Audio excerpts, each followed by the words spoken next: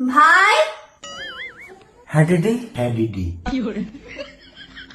ভালো ভাইলা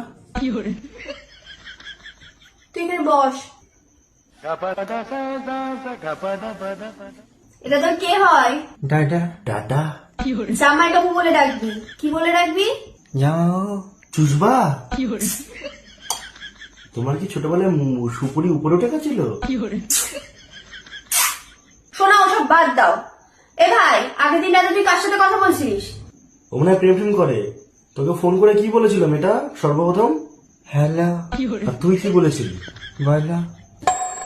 মানে তোদের মধ্যে কি মানে ফার্স্ট প্রপোজাল কে দিয়েছিল? আমি। আমি? আর কোথায় দেখা করেছিলি তোরা সর্বপ্রথম?